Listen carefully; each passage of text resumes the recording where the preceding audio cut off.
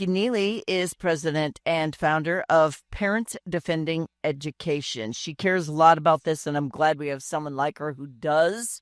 Welcome back, Nikki. How you doing? I'm great. Thanks for having me. You're welcome. Thanks for being here. You know, everyone's like, why do you keep having PDE on? I'm like, because there are so many things out there you don't know about that are corrupt, and they're on top of it. And I want you to know what's happening in this country because it's going to creep. It's going to creep, Nikki, and because it always creeps. It's scary. I mean, what we're seeing in the K-12 schools is why we're seeing all these crazy protesters on university campuses. Yep. Like, that's learned behavior. So, it doesn't we got just start when you're in college. That's a slow trickle, and this is going to creep. So what's going on in Portland? Yeah, so we filed a civil rights complaint against Portland Public Schools because they have yet another racially segregated program that only provides benefits to Black students and not to everybody else. And it's really interesting because when I was looking through their programming and their justification, even by their own numbers, students of all ethnicities are struggling. Actually, Native American students actually perform worse. Asian students are doing very badly. Yet this program and its benefits are only available for Black students, which is really sad. Everybody deserves a chance. And it's a lot of money. Yes, this was they hijacked, frankly, what was supposed to be a construction bond, and they diverted I think $60 million to build it was a $1.2 billion construction bond. They diverted $60 million of that to build this Center for Black Student Excellence. And yeah, as you said, that's a lot of money. And and this is a time when kids in Portland, and Oregon was one of those states where schools were closed longer than almost anywhere else. Kids were not doing well to start with. And why can't we lift up all children? Why can't we help everybody thrive, not just some of them? So it's not very often I'm speechless, but if you pass a construction bond and the money is not spent where it's appropriated to go, isn't that like seriously illegal? Yes, that's very much what it seems like. And this is, some of the think tanks out there had raised that alarm. Strangely, the state of Oregon doesn't really seem to care or to be looking into that, which is also disappointing because, right, I mean, these are taxpayer funds. These are, the entire state of Oregon paid into this, and it should be used for its intended purpose. And so, yeah, I think there's procedural problems as well as kind of the moral and constitutional problems with it. Maybe they're all chewing those little happy gummies. Who knows? I mean, it is Oregon. Anyway, I mean, if I were a Black student, I'd be super happy about this, but the rest of the kids have to be going, well, what about us? Yeah. I don't know how to do fractions either. What about me? Yeah, so there's tons of different kinds of programming that's just for Black families. So there's free and affordable food that's offered, mentorships, the parents and caregivers. There's affinity groups. They do open it to non-white parents if you are the parent of a Black child. So I think, that's really magnanimous of them. Mm-hmm. There's the racially segregated teacher training, affinity groups. And so it's kind of up and down. It's the student, it's the parent, it's the teachers, and then it's some money. And so if, at a time when everybody, we really should focus on students learning, making up that learning loss. This is something, the district, frankly, would be better off lighting the money on fire rather than segregating and teaching students to hate each other. So do we know what the percentage of population in Oregon is actually Black? It is not, it's not a majority of the district by any stretch. And, what also is unsurprising to me is because of this program being passed and the amount of money being spent, other ethnic groups are now demanding their own programming, their own funding. And actually just recently, there was a caucus that tried to pass a Native American student support plan, and that was voted down. And so again, we're watching this district make affirmative choices to favor some groups and not others. See, that just makes my pumpkin get all frosted because this is so racist that it's not putting anybody on a pedestal here. It is knocking everyone off.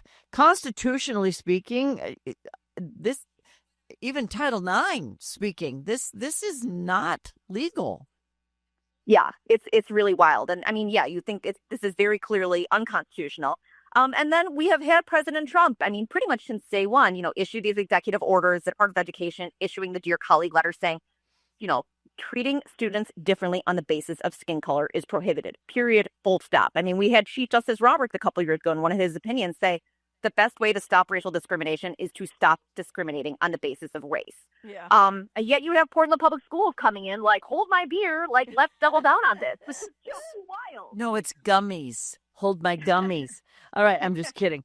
But the people of Oregon need to rise up against this in order for it to stop, because apparently they have so much guilt in their hearts that they think this is a good idea. But and it would be a good idea if it was 1972, but it's not. We are at a point in this country where we are still trying to imperil our Black communities, believing that everyone hates them. Someone's out to get them. We don't like this. We don't like that. The only thing we don't like is the attitude of somehow we need to treat you differently because of your skin color. Now, when I look at somebody, I notice what color they are. Let's be honest. You can tell. But you can tell if they're Asian. You can tell if they're Indian. You can tell if they're Hindu. You can tell just by looking at them. But it shouldn't matter. That's the part everybody can't get over. We can see what color you are, but it doesn't matter. You're still the same as everyone else. There's no pedestal for anybody. So by doing this, we act like we have to elevate some people and make them special because they can't do it themselves. And I would take that as a big slap in the face. Yeah, it's totally paternalistic. And I mean, let's not forget, Oregon is a state where they passed what's called graduation equity. And they said this, I mean, even when they passed it, they said it's to benefit BIPOC students. Which is, again, it's paternalistic. It's saying that students, we don't think you can actually meet graduation requirements, so we'll give you a diploma regardless. I think that's so rude and condescending. I mean, it tells people we don't think that you're destined for greatness, and so we're just going to give you the piece of paper anyway. Yeah, and I hate it. There are special schools where the curriculum is a bit easier, but it still covers the basics. It doesn't get as in-depth, and those schools do exist for a reason, because some kids do come from homes where the parents just don't give a crap, and it's harder for them to learn, and it's not Black students. It's every color of the rainbow students. That's why those schools exist. But to have this as a particularly race-based instead of academic-based or ability-based place just shocks me. Yeah. And there are students, we can micro-target support for students of all races, of all ethnicities, exactly, based on their academic need. It doesn't have to be based on skin color. And how are they getting away with it? I mean, seriously, how? Yeah, I mean, they're proud of it, which is why we had filed that civil rights complaint asking the Department of Education, please look into this and take action, because this is crazy. If this program is allowed to proceed, I mean, we have seen similar ones in Los Angeles. I filed another complaint recently against Chicago. When they see that there are no consequences, other districts will then adopt similar programming. And those days have to end. They do. And guess which news channel covered this, at least digitally, and nobody else? Anybody want to guess? I bet it was MSNBC. No, it was Fox. Fox covered it because this is the kind of stuff that Fox will air and nobody else will, because they are an arm of the people who think like this.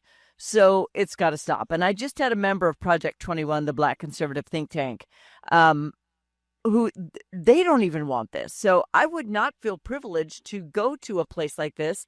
I would be embarrassed that they thought I needed it. Mm-hmm. That's just sad. So what happens now? You filed this complaint. So now what? Yeah, so it's now in the hands of the Department of Education, and they are, they have prioritized actually rooting out EEI and, bad things like this from schools. And so, it is kind of a slow process, but we expect them to move forward on this, as well as, we have a number of other complaints pending before them. But even a couple years ago, when we had filed one against Los Angeles, under the Biden administration, they told Los Angeles, you got to knock this stuff off. You can't do this. And they were forced to open their Black Student Achievement Plan to all students. And so if it didn't even pass muster with the Biden team, it sure as heck should not pass muster with the Trump team. Yeah. So if it walks like a duck and it quacks like a duck, it's probably a duck. And I hear they're quackers out in Oregon. We got to get this fixed nationwide. I don't want it to trickle over to any other area where they see, oh, look what they got money for. Let's get some more money, because our money needs to be spent on education, not race baiting. I hate it. So, Nikki, where do people go to learn more? Our website is defendinged.org. So if any of your listeners know of similar programs in Wisconsin or otherwise, please let us know and we'll file complaints against them too. Filing. She's a busy girl, president and founder of Parents Defending Education, Nicole Neily. This Portland race-based program must stop. Even if you're not from Portland, feel free to send them a letter. Thank you, Nikki. Thank you. Bye-bye.